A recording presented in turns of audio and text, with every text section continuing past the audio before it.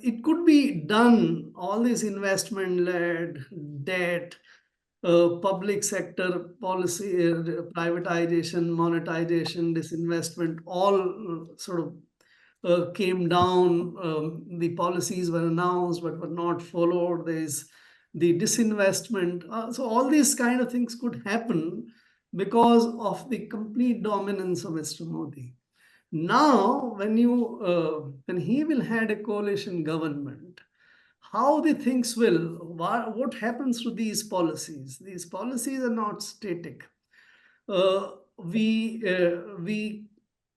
will probably see the pressure for a special package for Andhra Pradesh and Bihar.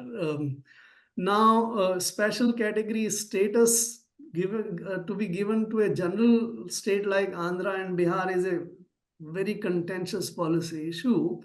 But government can bring some sort of policy or some sort of a special package. What will it cost? We don't know. If the government looks at the productivity of the capex, there is another point I think which will need to be borne into mind, especially the railway capex. Despite such increase in railway capex, the share of railways of passenger traffic, freight traffic, and also the GVA contribution in GVA, transport GVA of railways is going down, which makes this high capital of debt-funded capex to be quite unproductive as well. The notion that this kind of capex generates 3 times of the return is absolutely wrong. The road sector capex has been good, has delivered some productivity gains because the private sector builds transport services on there. But railways is completely a government monopoly, and therefore it does not translate into productivity gains. The arms and armament capex doesn't deliver any economic benefit or GDP benefit at all.